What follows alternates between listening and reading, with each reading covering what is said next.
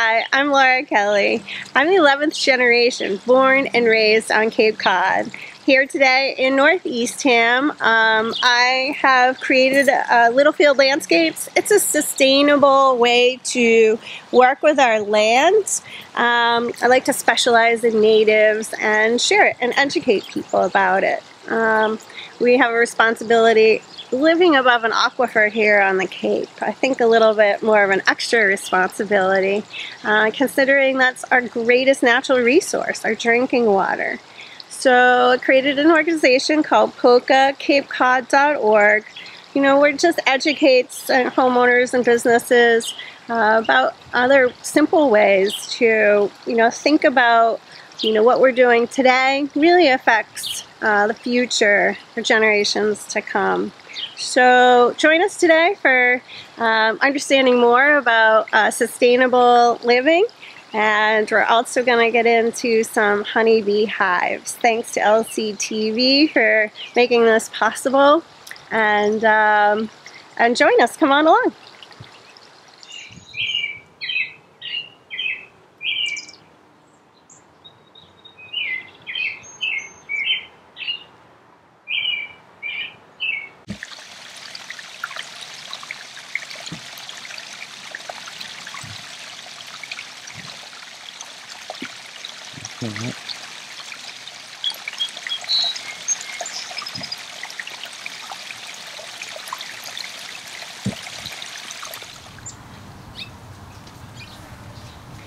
So there's a lot of food here at Littlefield Farm, and I've been harvesting along the way, and I just wanted to share a little bit of what I like to do. So this is chocolate mint, and basically I'll be taking all of this in the next couple of days, putting it in baskets and hanging them in this room.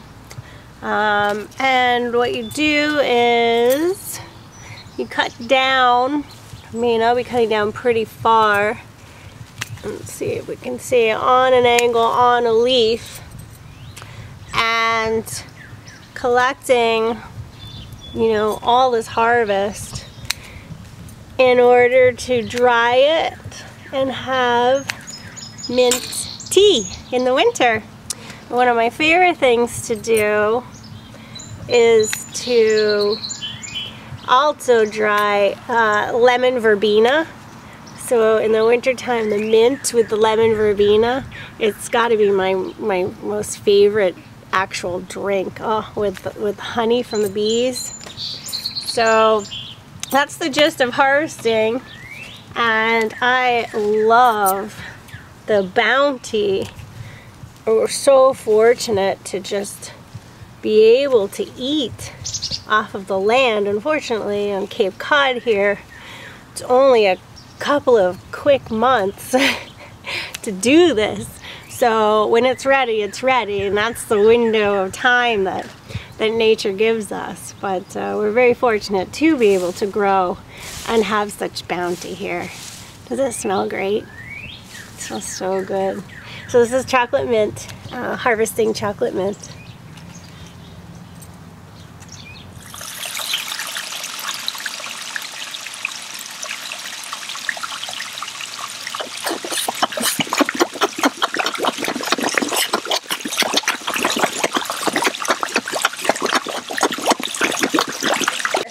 Been here 15 years, and there was nothing in my whole entire backyard. It was just a good old-fashioned Cape Cod lawn. And very fortunate to have a clean slate as a landscape designer. And so it was the spring. I was kind of waiting for the phone to ring for landscape jobs, and I decided to dig a hole and create a fish pond. And the hole got bigger and deeper. And it's above my waist here in the middle. And then I did the shallow end here and a shallow end there for plants. And I put 4 koi in, and thought if they survived the winter, then, created a system. Basically, it's only a roof liner and just rocks that I've collected through the years. And A lot of the orange fish came in with the plants. I'd have the floating hyacinths and the irises. And so they're really, really exciting for me. I get fish kisses every single day. It's really great. They're friendly and lovely, all the same. And the sound is great. It blocks any street sound that might be around. And in the winter, I just put in a little electric, plug in a little electric thing in hopes that it doesn't freeze over. But the fish survive. They survive all winter. They hibernate like everything else in nature. And so it's a really simple, easy system to create. And we can have this on Cape Cod. We're really lucky.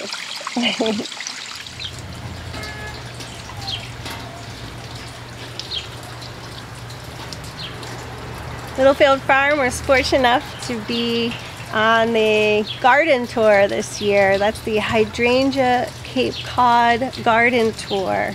And it was really an honor. It was very special to have people walk around and meet my plant babies. This is a Nico Blue hydrangea.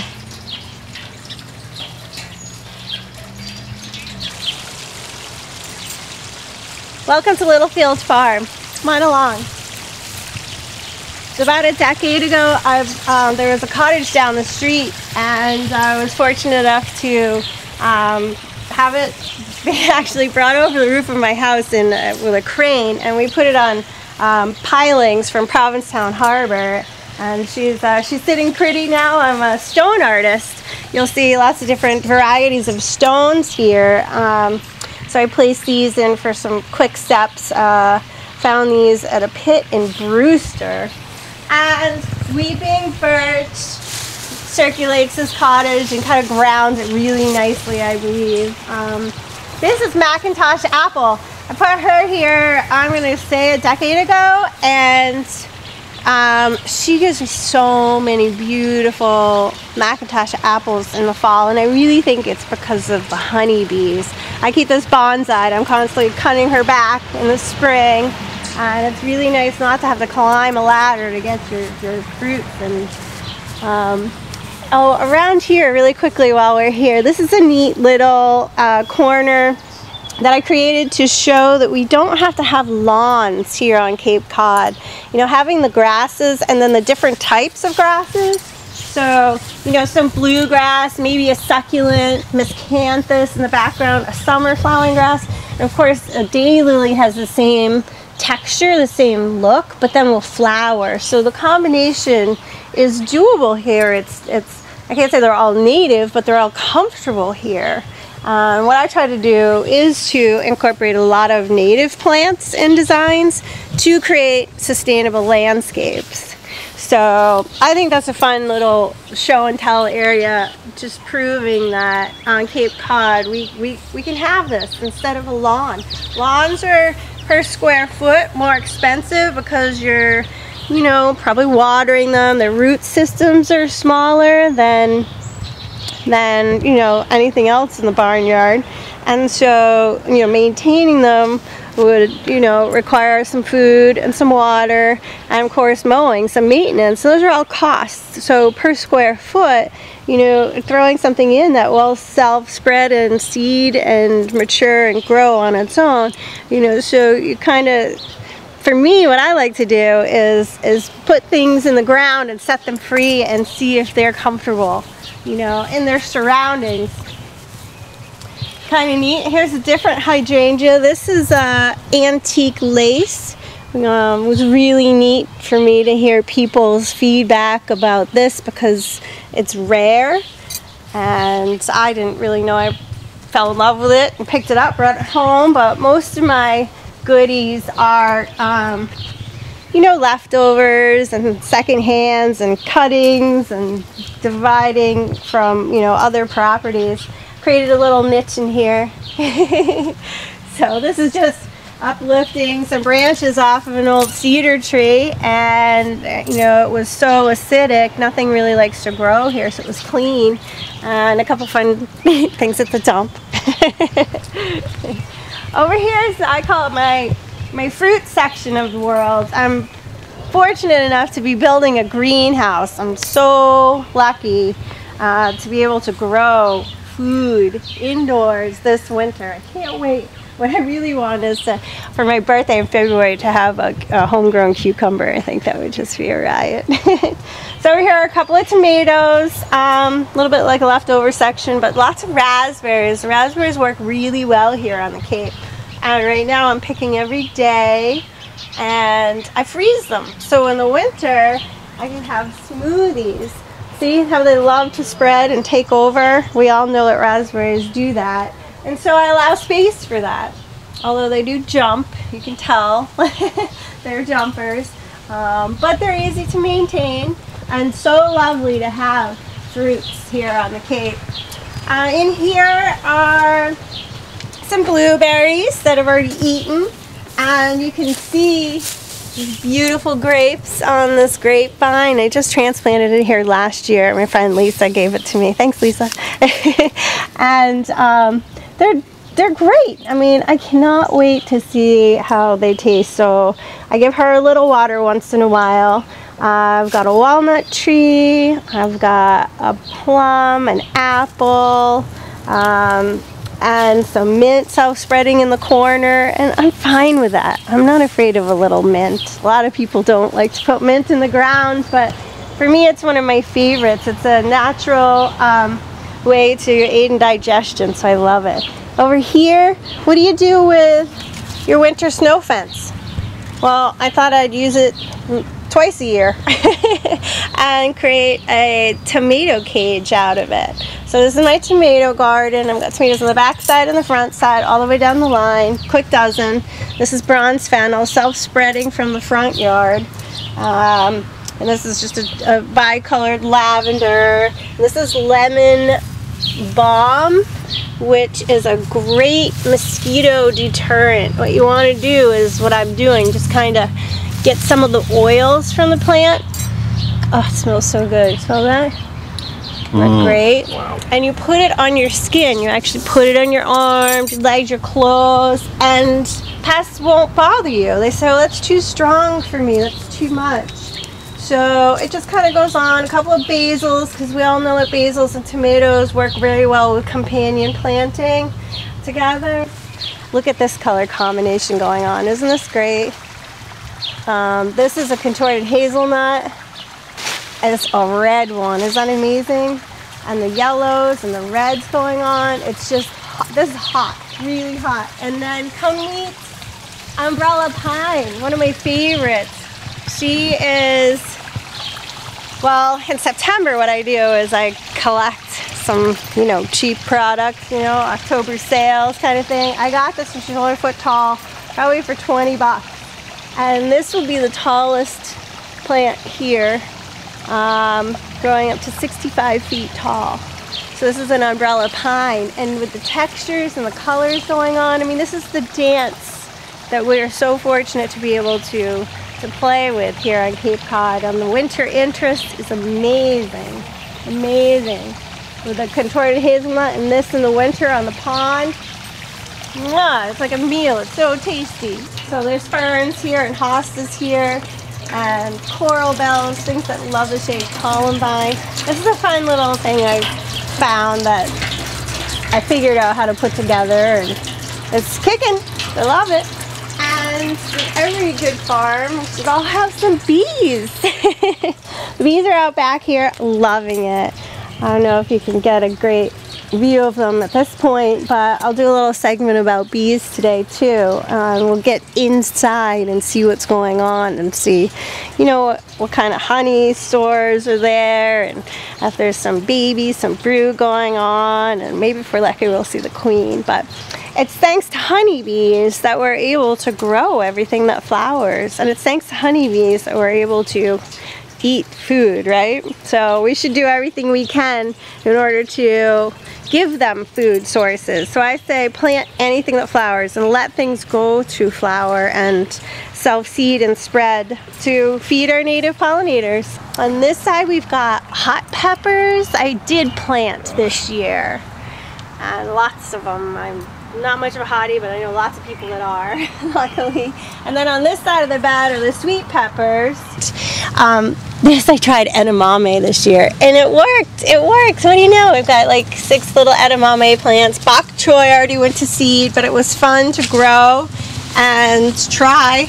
And I got a couple of good meals out of it. This is cilantro. Isn't she beautiful? It reminds you of white lace, doesn't it? Queen's Anne's lace. And it's just cilantro gone to seed.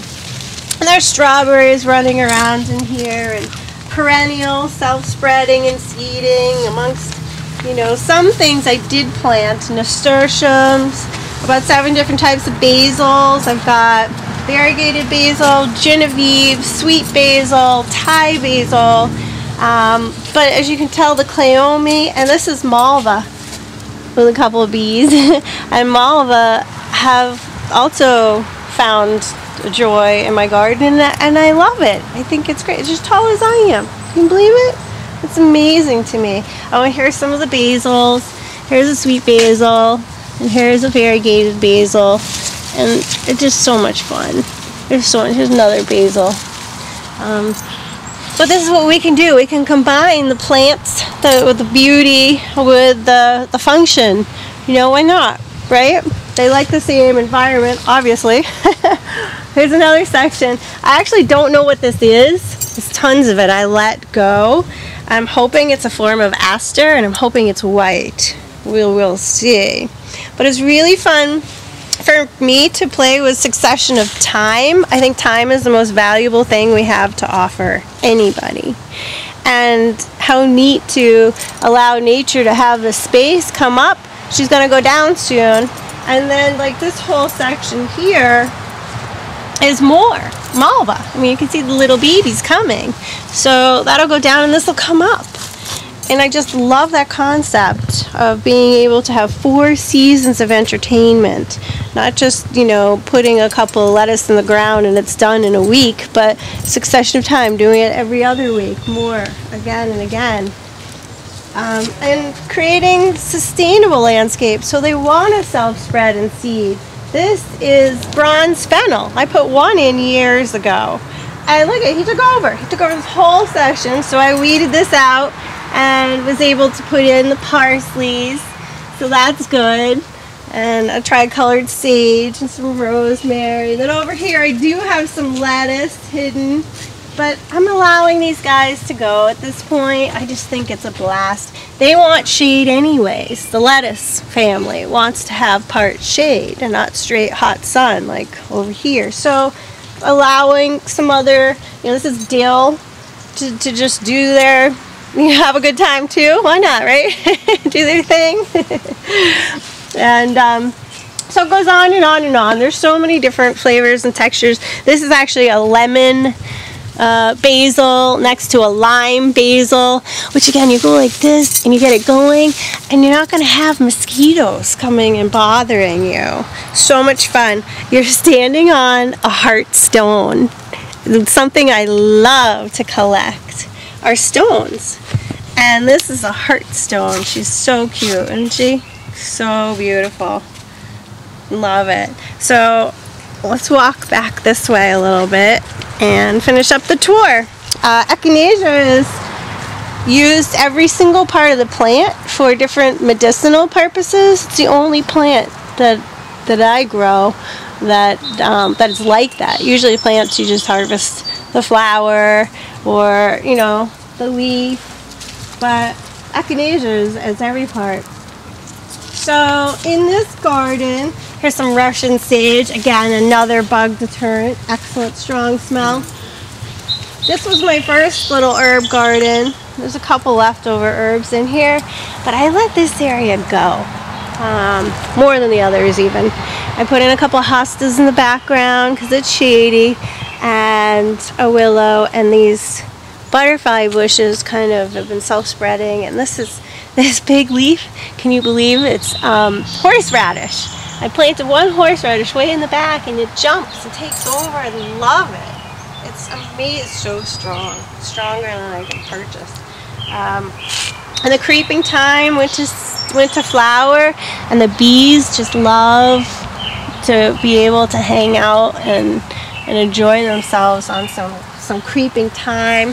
This garden is really neat for me because it's different every year. Last year it was foxgloves. We all know what foxgloves looks like, right? Here's one foxglove.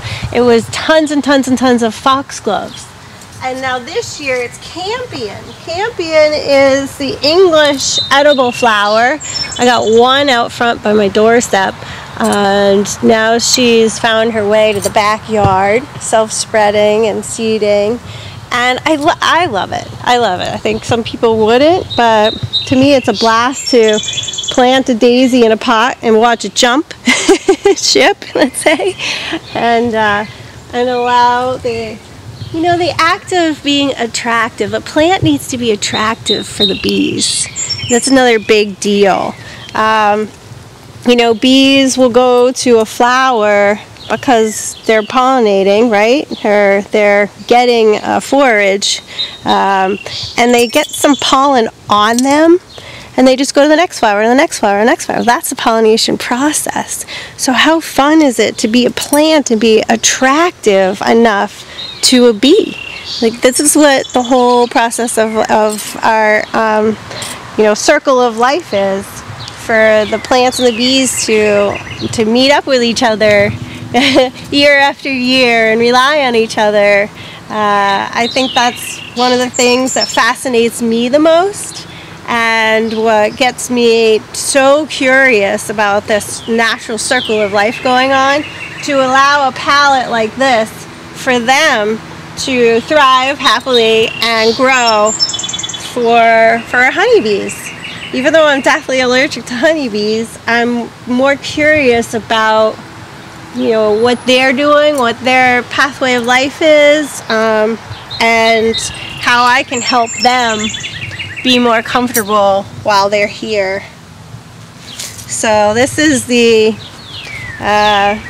greatest mission, I'd say, of Littlefield Farm: to be non-toxic, for plants to grow happily, and for the bees to survive with them and us.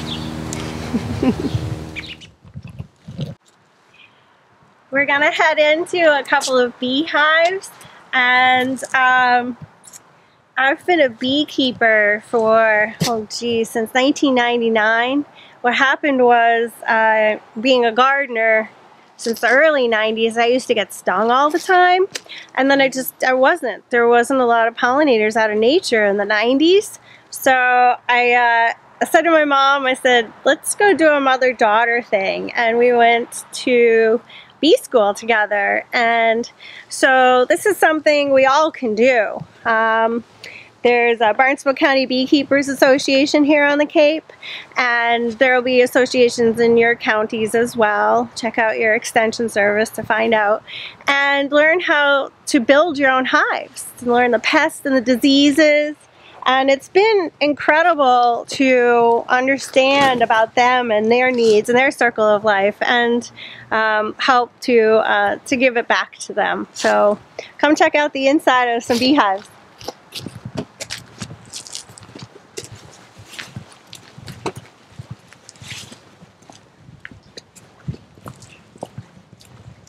We get all suited up to, protect ourselves. I have become allergic to their stings, unfortunately. But there is a bee venom therapy where people with multiple sclerosis and with arthritis actually look forward to having honey bee stings applied to them.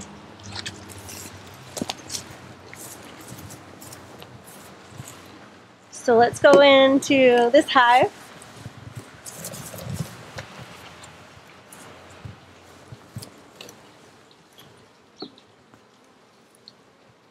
This is the outer cover.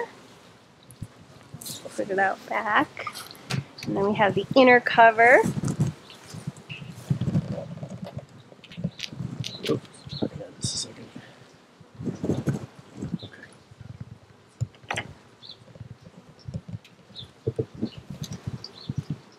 And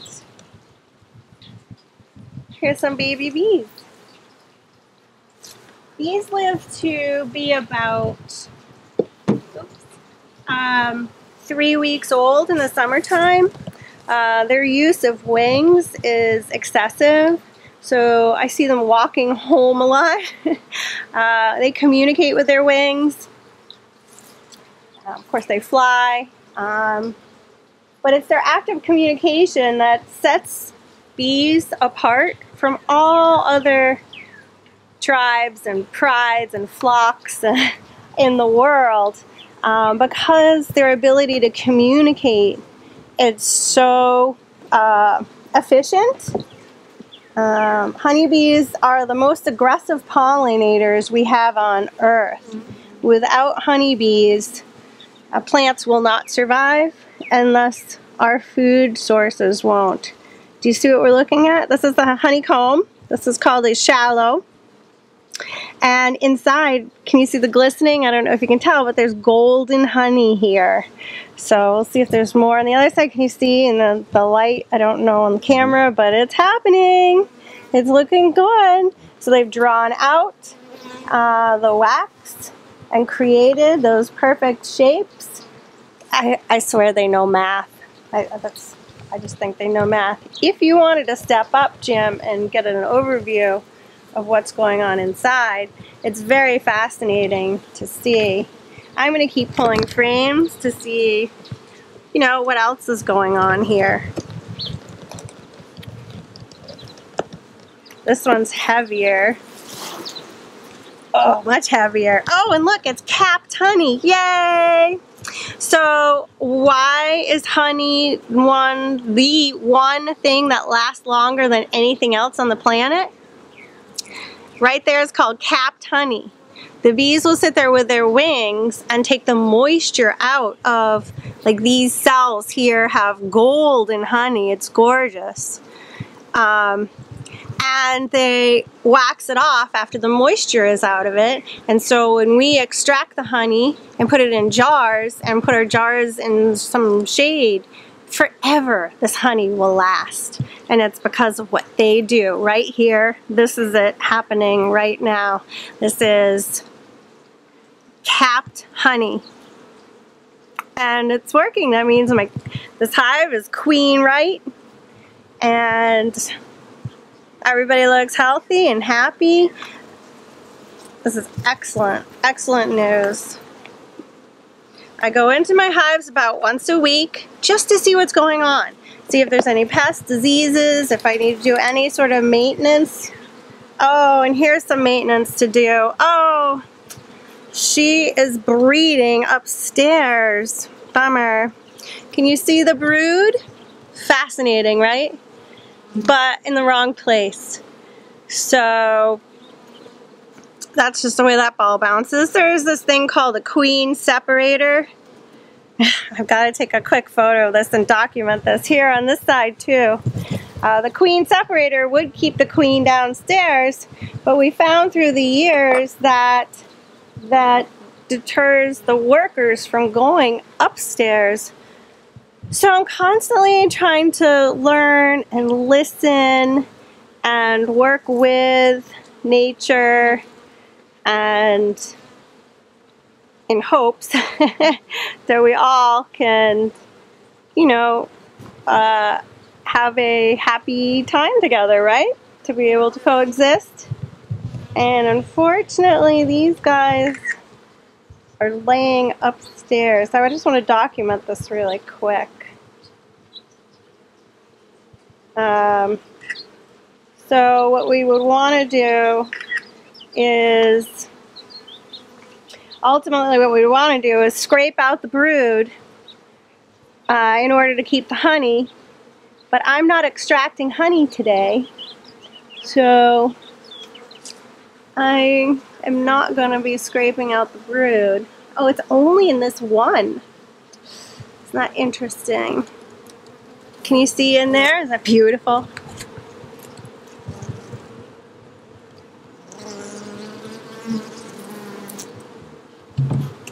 Yeah, I'm going to scrape this out because it's only one shallow.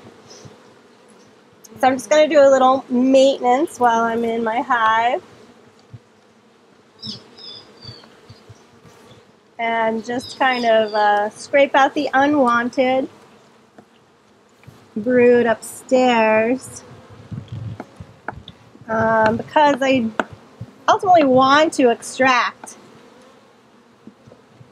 honey from this frame. This is really gross, I'm sorry, it's a little sickening, but it's part of the course of being a beekeeper. In a way, we've got to maintain what we've started, and this will make it so, you know, they don't give a lot of honey, I have to admit, because of the colony collapse disorder, 2007. They're really, it's not because of the colony collapse disorder. The colony collapse disorder was labeled in 2007. That is, around the world, the numbers of bees are diminishing at such high rates that they actually named it. I mean, this is huge. It's horrific. It's sad and unfortunate that this is happening in our time, and we've got to do whatever we can do to help keep bees, you know, alive and happy and comfortable. Oh, here we go. This is very heavy. I'm going to set it on this. Oh. And go down the next level and see what's going on in here. Quick little maintenance, just going to get some of this off the top. And I'm going to go on in and see if the queen is breeding in any of these. Hopefully not. Oh, look. It's a deep. So this is a deep. This is where we want her to breed. We want her to put brood, and there's tons of brood. It's great. You see the pattern? Mm-hmm. It's almost looks like a rainbow. That's perfect. That is a good queen. We like what she's doing. And that's what we want all the way down the line. Oh, this one's really heavy. Oh, that's why, because I ripped it. So, more brood. This is good. And then there's honey sources in the corner too.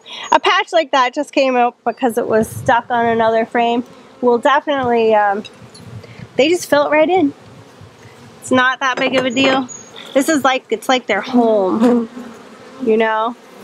And they, I'm going to pull out that other frame and fix the other one.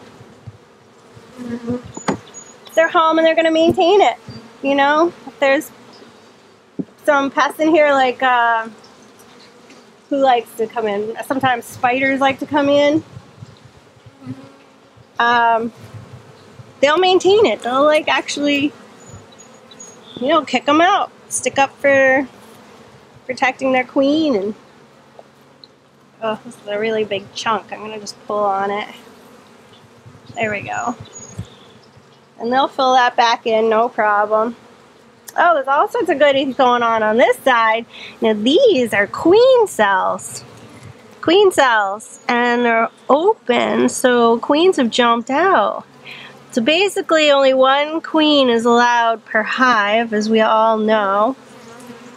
And so if there's more than one queen, there's going to be some battles going on. This is really a little bit of everything. Got some brood. Got some food. Food and brood. We like it. Great pattern still. Oh, I'm gonna scrape off the bottom here. So it's kind of fun to work the hives. I enjoy the sound. It's very soothing to me.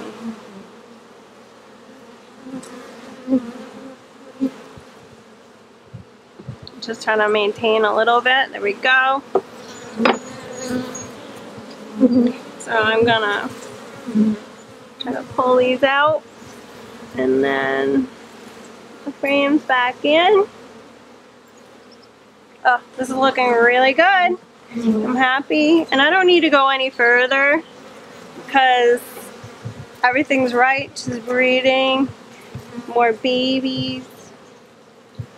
She's bringing in honey, and so I like what I see here today. We'll just let them keep working. I'm not quite ready for extracting. When do you extract? When all these frames are capped off, and the ones on the end are not. They're drawn out, but they're not capped off. Yeah, it's empty. So this shallow needs some more time. So we'll leave it right on board and give it some more time. We take the inner cover, flip it this way. There's a little back door. We want ventilation.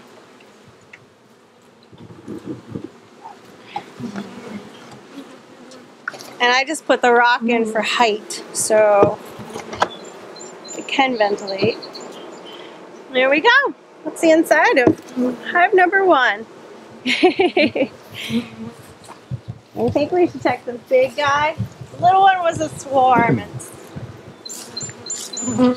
not doing very well, but I'll probably add it to one of these before the winter in hopes that they winter over. This hive, I got them at the same time, and it's just about the workers and the queen being a little bit more aggressive. This hive has 2 shallows and 2 deeps. The deeps are where the queen breeds and lays, and the food sources are set for the winter. I gotta stand up to get in here. Wow, this looks like it's all capped off. Capped, capped, capped, capped, capped, all the way down the line. Maybe that one is not. This is gonna be really heavy for me. So I'm gonna go in and just see what it looks like. Oh, check this out, Jim. Almost fully capped off. Almost fully capped off. Honey, look at that, yay! Oh, so exciting. I'm just gonna pull a couple more. So it looks the same. Oh, she's breeding upstairs again. See the little babies? Bummer. But the honey's great. I'm just gonna have to let those guys go. Little baby broods. Bless you guys. So she's coming upstairs.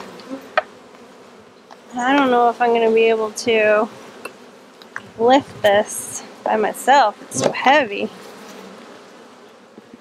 But yeah, this one's empty. So 9 out of 10. Oh look, it's golden! So cool. You should see the color. So there's 3 different types of honey. They've labeled golden, amber, and dark. And this one is a golden. Golden, golden. Thanks to the locust trees, I believe. Oh, this looks excellent. I'm gonna check this last one. They're all pretty much the same down the middle. If I can get this last one. Yeah, it's still working at it. Looks great. So we wait for it to cap off, or be capped off, before extracting. So really close. Good. Well, that's good news. I'm gonna leave that as such and close them up too. That was great. Good news, guys. Keep up the good work. Keep on buzzing.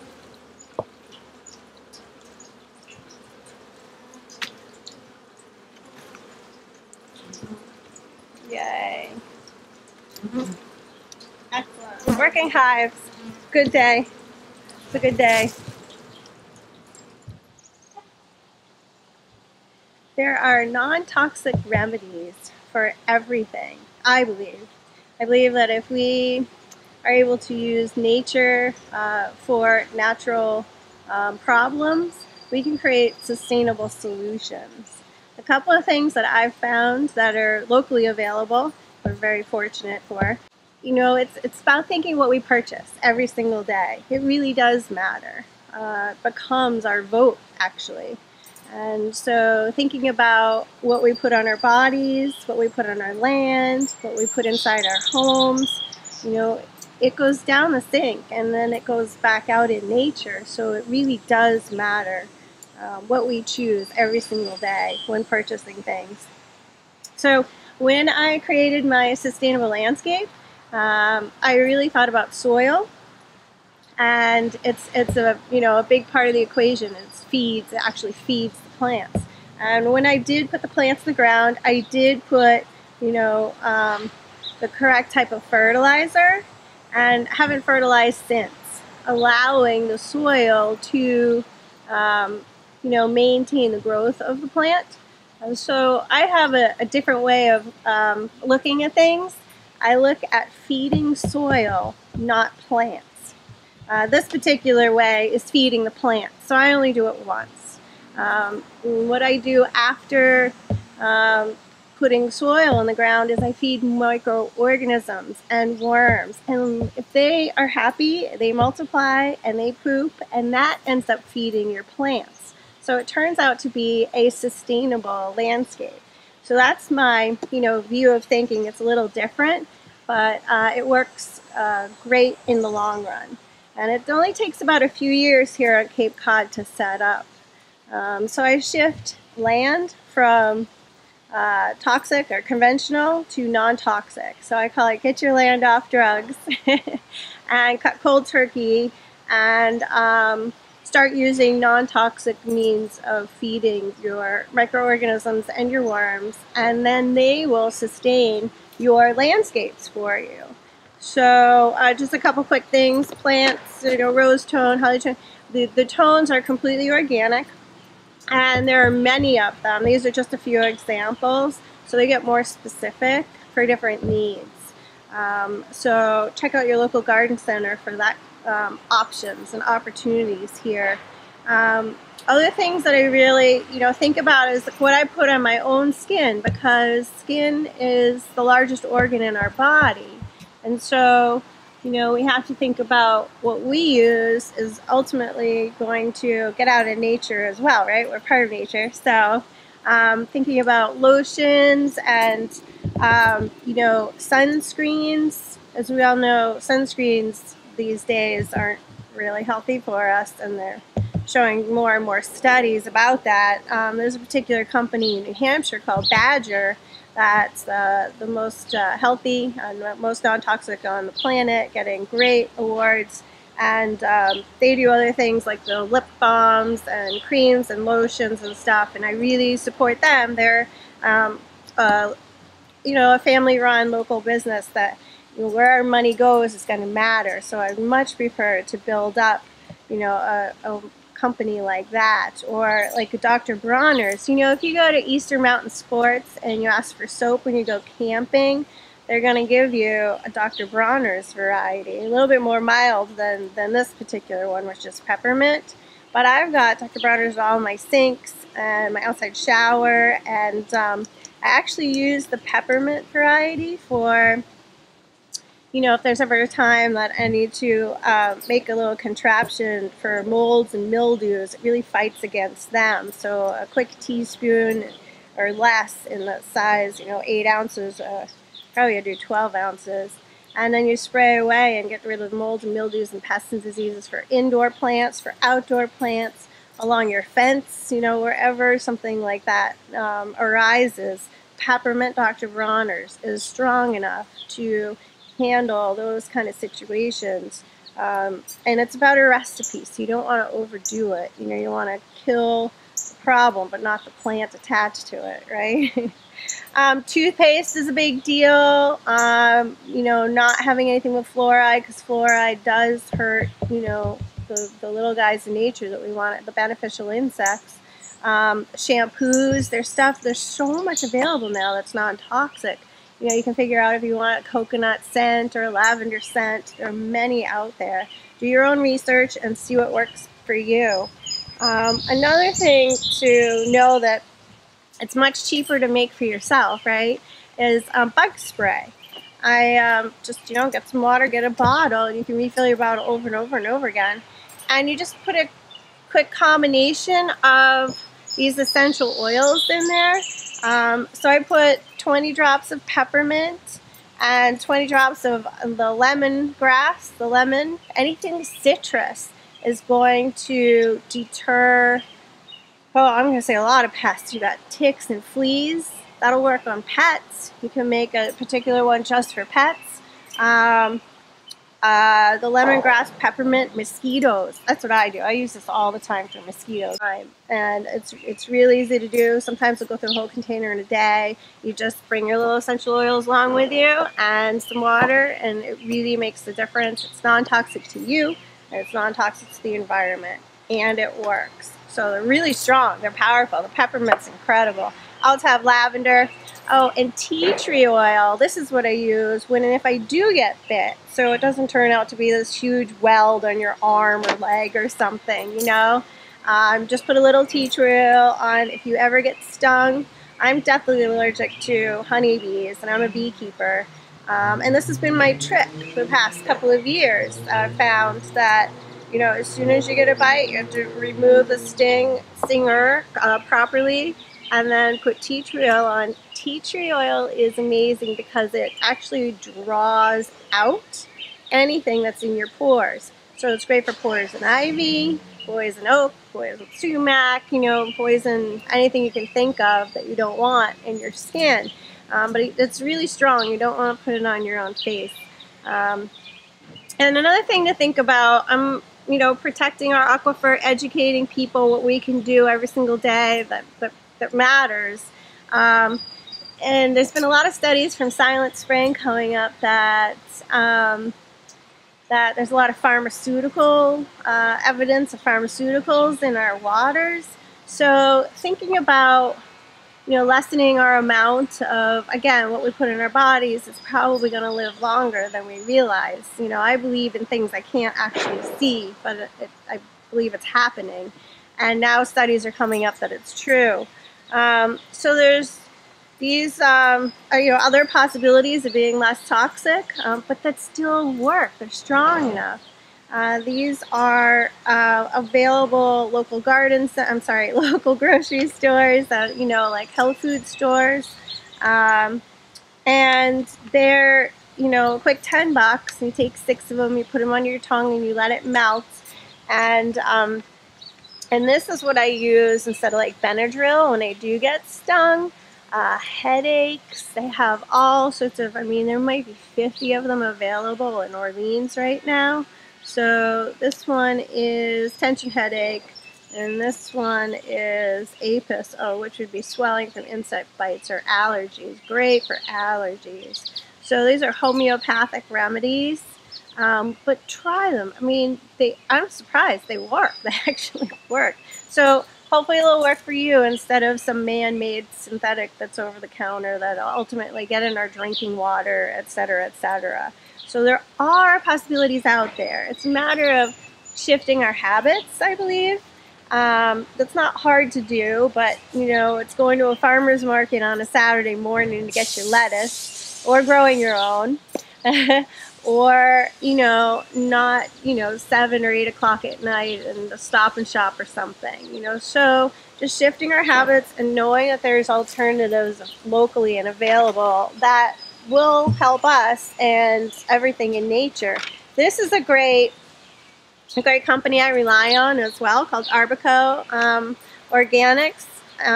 And what I do is I've really found a neat way to play with nature when there's a problem, to have it be healed with other, by nature, right?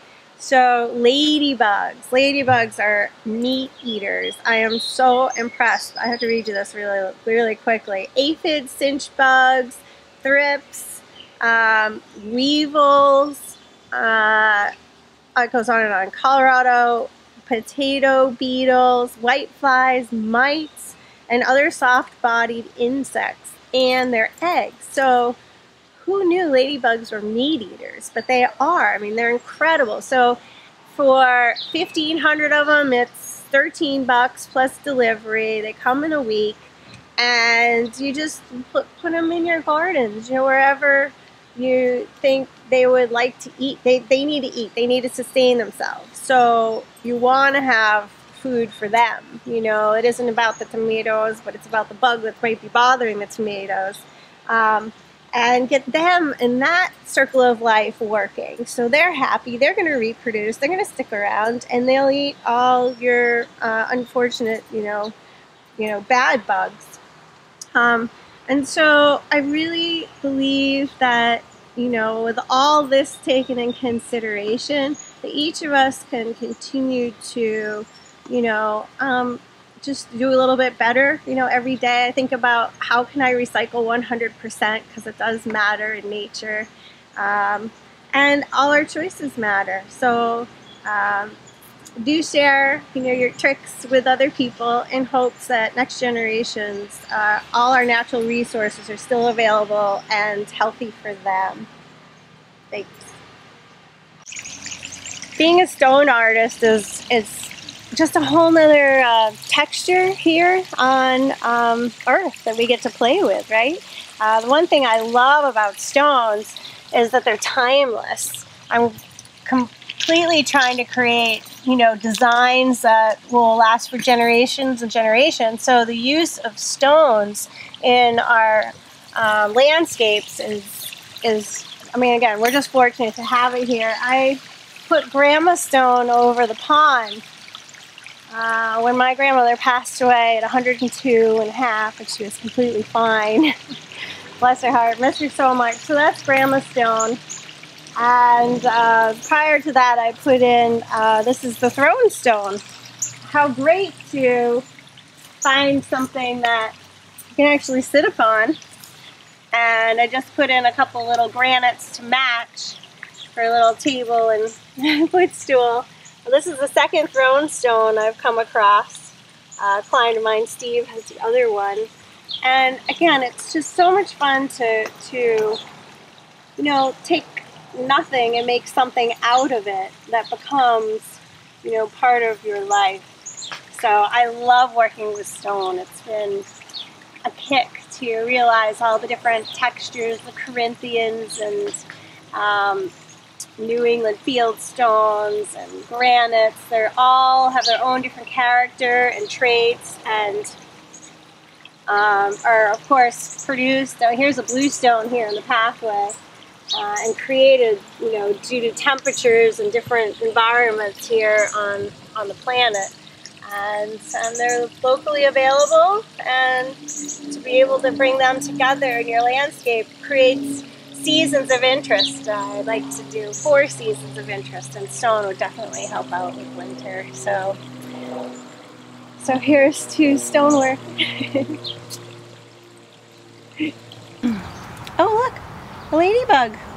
She's got tons of spots on her. That's incredible. Well, I'm Laura Kelly, so thanks for joining me today and visiting Littlefield Farm. This has been my little haven that I've created here, completely non-toxic, and letting nature self-spread and seed, and hanging out with bees. I'm really fortunate to be able to play with nature on nature's terms. It's really easy to set it up and set it free, let it go, and enjoy it. I want to thank LCTV and Jim and Andrew for helping produce this week after week. This is the Polka TV show, and I wanted to also share with you that Littlefield Farm was fortunate enough to be on the Cape Cod Hydrangea Tour recently, and that was quite an honor. It was great to have people walking through my gardens and meeting more than just my hydrangeas, my echinaceas and raspberries and all. And it was a neat experience to listen to other people's questions and thoughts, and realize we're all above an aquifer. We all live here together. and this great environment, and it's up to us to protect it. So every day do your part, and thanks for joining Poca TV. Be well.